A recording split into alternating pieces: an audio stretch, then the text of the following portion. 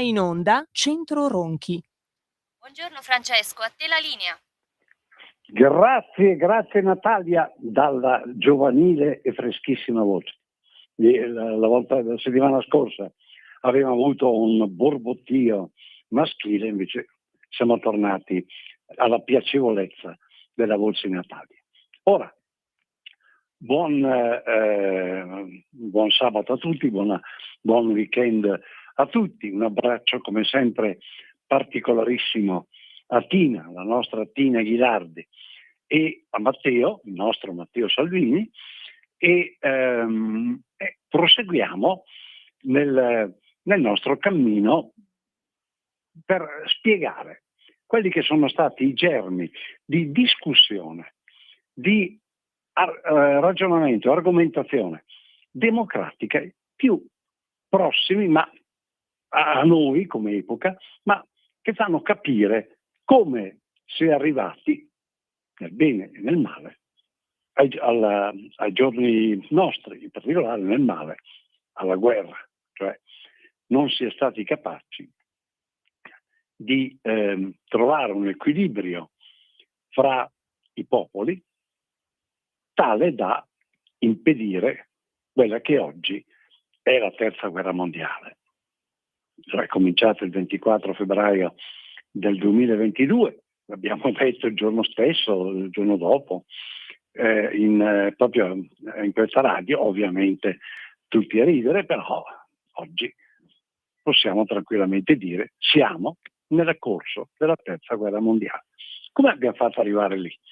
Le democrazie hanno dimostrato tutte, così come intese oggi, hanno dimostrato tutta la loro fragilità, tutta la loro incapacità di affrontare situazioni, o meglio, di impedire il verificarsi di situazioni di questo tipo.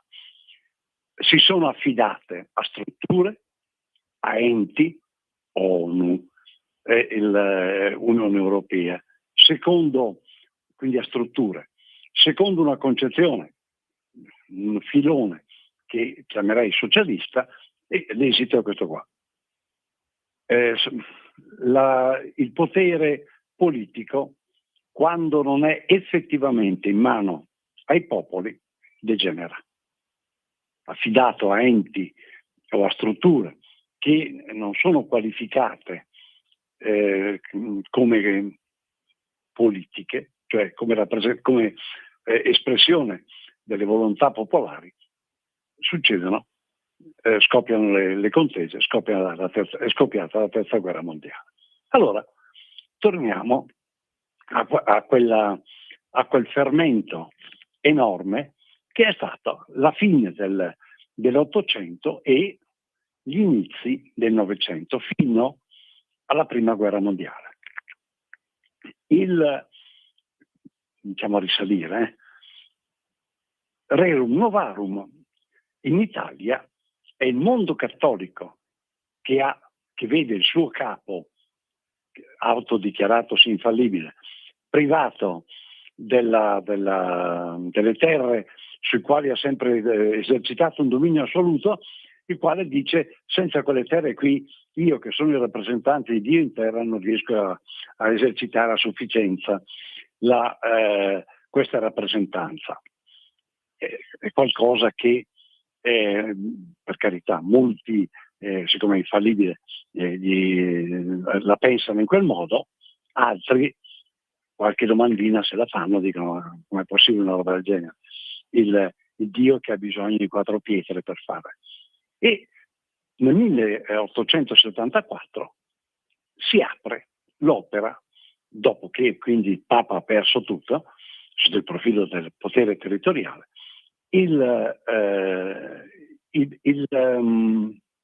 si apre l'opera dei congressi e dei comitati, cioè i cattolici, che rappresentano praticamente la totalità della popolazione italiana, si interrogano sul problema politico, cioè se si deve in qualche modo collaborare, confrontare, avere a che fare col nuovo potere, il Regno d'Italia, cioè il non expedit del Papa, che dice assolutamente con questi qui sono dei massoni, sono degli scomunicati, non bisogna avere a che fare. Però cattolici, il 98% della popolazione dice sì, però noi viviamo qui e un qualche rapporto dobbiamo averlo per forza. E siccome siamo il 98%, forse anche qualche rapporto di forza dobbiamo averlo nei confronti di un re, il quale sarà pure, per grazia di Dio, re d'Italia, però nella sua dicitura dice anche per volontà della nazione. Se siamo il 98%, forse qualcosina contiamo anche noi. Questo è. E quindi nell'ambito cattolico si sviluppano le discussioni. Ci si chiede come operare, ma nello stesso tempo ci si rende anche conto che nella sua totale chiusura alla modernità, nella sua totale chiusura al mondo, alle necessità della società, operata fino a quel tempo dal sommo pontefice, monarca assoluto, addirittura infallibile, che ha sopra di sé soltanto Dio, ci si rende conto che il mondo cattolico, il mondo della Chiesa, non si è mai occupato di quelli che erano i problemi concreti. Cioè, si comandava Bacchetta e punto e basta. Gli altri ubbidivano, il popolo ubbidiva. Ora, quindi all'interno di queste discussioni che si aprono anche quelle relative alla questione sociale, perché nel frattempo, dal fine del Settecento in avanti, si sviluppano la tecnica, c'è la rivoluzione industriale e gli operai, famiglie normalmente a monoreddito, non hanno a sufficienza di che, non sono pagati in modo sufficiente per vivere loro stessi e le loro famiglie. E ci si rende conto di questo, cosa di cui in un territorio prevalentemente agricolo come era quello dello Stato Pontificio praticamente non aveva rilievo sostanzialmente, si guardava solo e soltanto al fatto che il contadino doveva lavorare per il padrone, cioè un po' come il servo della greva, poco di più. Quindi si apre un mondo nuovo per i cattolici e soprattutto, perché qualcosina era già stato fatto nell'ambito cristiano in Germania e in Svizzera in particolare, ma finalmente, ma in modo organico, viene aperto il problema anche qui, il problema è una questione sociale, alla quale nel 1891 corrisponde l'emanazione della celeberrima, grandissima enciclica Rerum Novarum. La grandissima enciclica che pone il problema, ma anche delle forti debolezze. Forti debolezze per quale motivo? Uno, si rivolge a strutture politiche che sono tutte caratterizzate da imperi, regni, cioè qualcosa di, salvo la Svizzera, qualcosa che è opposto rispetto a una concezione democratica. Sono strutture che sono difficilmente conciliabili con la democrazia, difficilmente conciliabili. Comunque, rispetto alle quali servivano degli adattamenti, degli accorgimenti molto diversi e importanti rispetto agli strumenti a loro a disposizione. Il Regno d'Italia era regolato da un punto di vista costituzionale dallo Statuto Albertino, cioè praticamente il re aveva concesso al popolo alcuni diritti, ma si riservava di riprenderseli perché l'illuminato da Dio era lui e il potere era suo. Il popolo era sottomesso, sono sudditi del regno, gli italiani.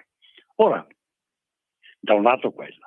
Dall'altro lato non si tiene sufficientemente in conto, non si tengono sufficientemente in conto le ragioni del fallimento del socialismo utopico. Il socialismo utopico è quel movimento che si sviluppa nel Fourier, Owen, Barone, mi ricordo come si chiama quell'altro, quindi socialismo utopico che viene smentito giustamente da Marx, il quale dice: abbiamo imparato molto lo socialismo utopico, ma non è tecnicamente sostenibile, non è scientifico, dice lui, perché lui, Marx, Levi Marx, ritiene di essere portatore di un sistema scientifico, quindi perfetto, misurabile. Non si tiene conto nella Rerum Novarum a sufficienza del fallimento del socialismo utopico, che è di matrice cristiana. Ora, nel momento in cui si crea, all'inizio dell'Ottocento, si sono create queste comunità che hanno sviluppato, tutti lavorano, si mette tutto in comune. Sì, sono belle cose, utopie che reggono finché reggono. Dopodiché non possono essere il parametro esistenziale di una società. Serve maturare qualcosa d'altro, qualcosa che anche strutturalmente incida nella società. Passiamo all'oggi. Il fatto che oggi, con la Omnes Fratres di Papa Francesco, si sia tornati, per quanto riguarda l'esterno del mondo cattolico, rispetto al mondo cattolico, si sia tornati alle proposizioni del socialismo utopico, sta a significare che dei gran passi in avanti sotto tale profilo, almeno nell'ambito di una dottrina sociale da condividere, non si sono compiuti. Infatti si vede il Fratres Omnes è una bellissima proposizione, invita tutti alla fraternità, poi dopo si fanno la guerra e si ammazzano. Ma non è, quindi siamo ancora lì, siamo nella discussione oggi, dobbiamo riproporre le discussioni che sono state fatte, magari dopo un secolo, dopo 150 anni di esperienza, però dobbiamo riproporre gli argomenti che sono stati proposti alla fine dell'Ottocento, ed è questa la loro attualità. Se non si capiscono le radici non si riesce neanche a proporre o poter proporre qualcosa di nuovo. Siamo ancora lì, dicevo.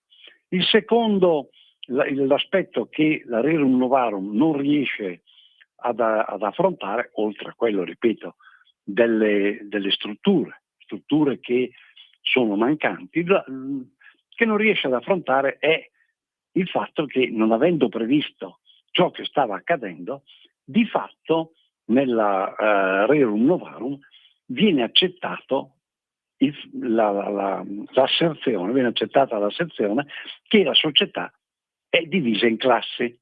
Da un lato ci sono i padroni, c'è il clero e ci sono i proletari. Accettare che ci siano classi e poi andare a dire sì, però se collaborate, se vi mettete d'accordo, se fate i bravi, si può fare a meno di litigare, è un po' un controsenso. Chiaro che nel momento in cui c'è una classe, il proletariato, che è sul binario marxiano, poi marxista, e ritiene che il padrone che sia il proletario colui che produce la ricchezza, che quindi il padrone gliela ruba, e è inutile stare a raccontare barzellette. Non possono che scontrarsi, non possono che andare allo scontro. Fare riferimento a una norma etica dire fate i bravi, che andate d'accordo, l'operaio deve avere un salario un po' più decente di quello da fame che i padroni gli danno, dall'altra parte il proletario si deve rendere conto che il socialismo non è una soluzione, e non lo è sicuramente, è una proposizione che ha poco di concreto su questo aspetto. Altra cosa che lascia che è un fattore di debolezza è il dato che nell'ambito della discussione, per poter dare un aggancio strutturale alle proposizioni, si fa riferimento a qualcosa che non c'è più. Cioè si guarda al passato e si dice nel 1791, praticamente 100 anni prima, tranne un mese, meno un mese, e sono state abolite le corporazioni, è stato un errore clamoroso, vanno ripristinate strutture che siano simili alle corporazioni. Se si ristrutturano quelle, se si ripropongono quelle, il problema etico, quello del venirsi incontro fra le due diverse classi, i padroni e i servitori, praticamente, si può avere attuazione, può essere risolto. Sì. Peccato che con la presenza di imperi, regni e compagnia, pensare di ripristinare dei soggetti intermedi, quali le corporazioni degli arti e mestieri, per poter assorbire le tensioni sociali, anche quella è pura utopia, è l'utopia dei Saint-Simon, dei Fourier, degli Owen. Ora, quindi c'è nella grandiosità di questa proposta cattolica, che è poi una proposta di tutto il popolo, una discussione, nella grandiosità della proposta ci sono delle debolezze notevolissime, pesantissime, cioè nel momento in cui propone una struttura che è stata abolita, non c'è più, bisogna ripristinarla. Nel frattempo gli scontri ci sono, è chiaro che, coincidendo peraltro con l'emanazione dell'enciclica Rerum Novarum, la costituzione del Partito Socialista, è chiaro che quello che tu auspichi in modo abbastanza utopico, perché non hai gli strumenti, non ci hai pensato per tempo a procurare questi strumenti, eri il Papa, dominavi sul tuo Stato, facevi... nel momento in cui accade quello che accade, tu sei impreparato. E mentre invece, nel contempo, il socialismo dà vita a un suo partito, e il partito più o meno, mi pare un anno dopo l'emanazione della Rerum Novarum, prende vita e prende consistenza.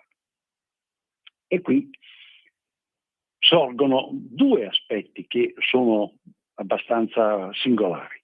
Uno, davanti a un lavorio di questo tipo, un enorme lavorio, un lavorio democratico di questo tipo, uno può chiedersi: ma come mai non se ne sa niente, non se ne parla, è storia, preciso, non so per quale motivo venga occultata o tenuta nascosta. Comunque se ne parli molto poco, probabilmente per ragioni di convenienza, di potere, però un fatto è certo, che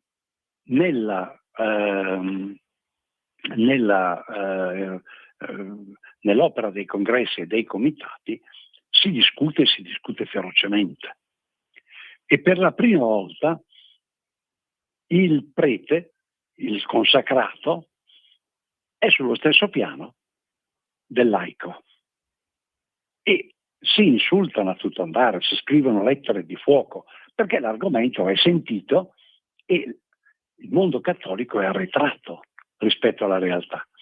Quindi volano sberle da tutte le parti, e soprattutto si formano tendenze che sono contrastanti l'una con l'altra.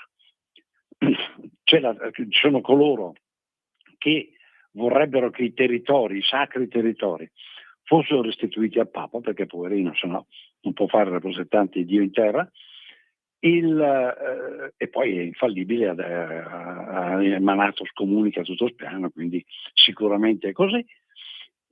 Uno, ci sono coloro che vedono con favore invece il fatto che l'amministrazione di uno Stato esca dal potere, dalle grinfie dei chierici e passi a qualcun altro, perché ritengono che la mancanza di possibilità e distinzione fra chiesa temporale e chiesa spirituale sia un danno, potente danno per la cristianità.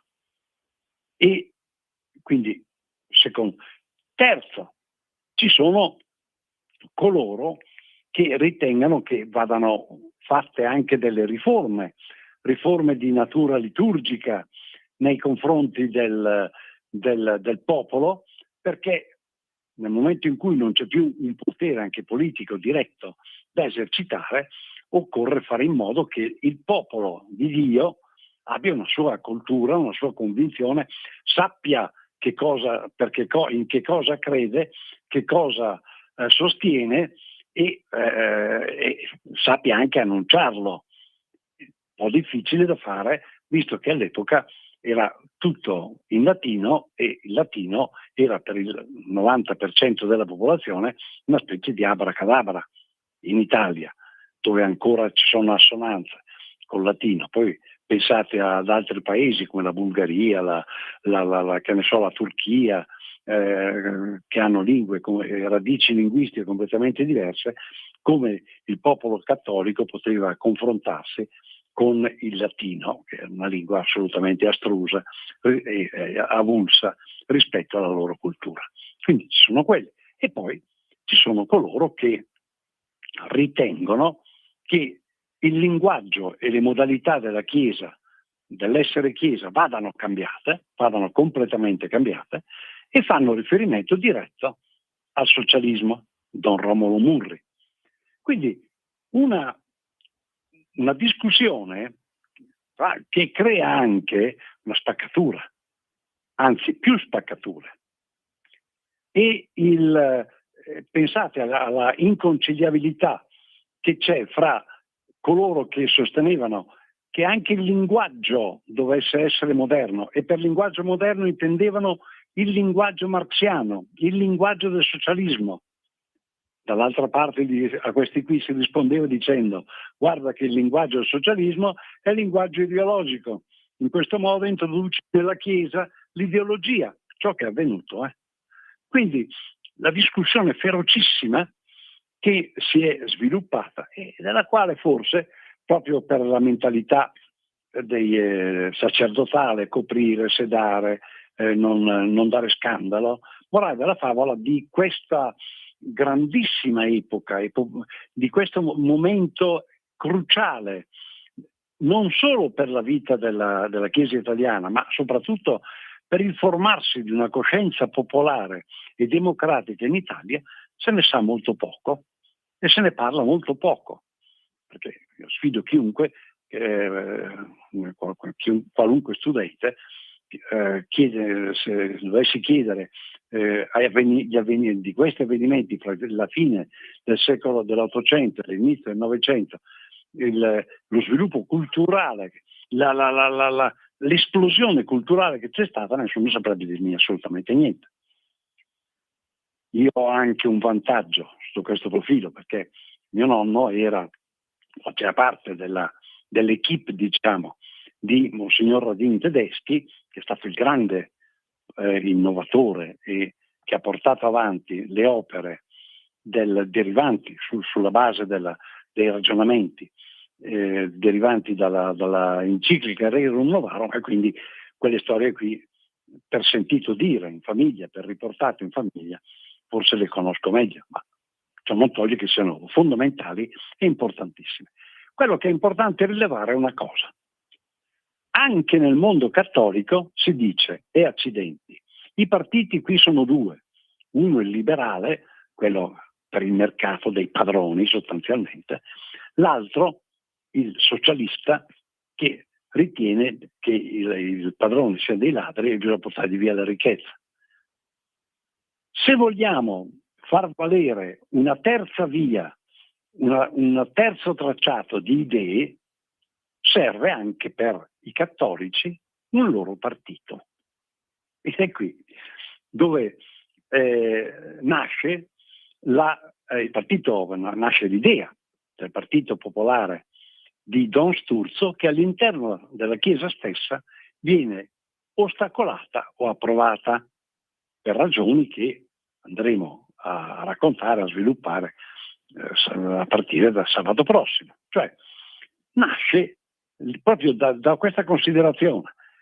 La massa dei proletari che vuole appropriarsi della ricchezza dei padroni ha un partito, il Partito Socialista. I padroni hanno il loro partito, il Partito Liberale, e devono difendere il loro potere, che è quasi schiavistico nei confronti dei loro dipendenti. Noi abbiamo emanato un'enciclica che vuole essere una terza via, vuole indicare o vuole trovare una terza via. Bene, anche noi dobbiamo avere un partito. È un falso sillogismo che però è basilare per capire la storia del Novecento e capire oggi, perché il falso sillogismo è sul partiti. I partiti sono l'espressione di idee e ragionamenti democratici. Lo sono anche stati per un certo tempo. Poi hanno preso una loro via autonoma, sono diventati potere autoreferenziale, sono diventati gruppi di potere. Il Partito Socialista già di per sé ha questa ideologia, il potere per il potere, cioè il Partito Socialista nasce perché ritiene che la ricchezza che è in mano ai padroni spetti invece ai proletari, quindi debba essere conferita alle strutture che spettano al popolo, non al popolo, alla massa dei proletari. Questo è l'ideologia. Quindi appropriarsi di qualcosa che è di qualcun altro. Il Partito Liberale dice, oh per carità di Dio, le cose stanno in questo modo, è il mercato che decide, siccome il mercato attuale funziona in questo modo, io posso schiavizzare i miei dipendenti perché è il mercato che dà l'orientamento. La Chiesa parla di etica, non ha strutture, si sveglia dopo un sonno di rifiuto della modernità durato secoli e dice, beh, a questo punto anch'io in qualche modo devo avere il mio partito. E la cosa, anche all'interno della Chiesa, ha dei pro e dei contro. Questi pro e contro di questa battaglia a favore della costituzione del partito, Don Sturzo, contro, ne parleremo a partire dal sabato prossimo. Vi auguro un buon weekend, un abbraccione a Tina, un abbraccione a Matteo, un abbraccione a voi tutti, gatti compresi, cani, tutto quel che avete che ascolta la radio, e a Dio piacendo ci risentiamo sabato prossimo. Avete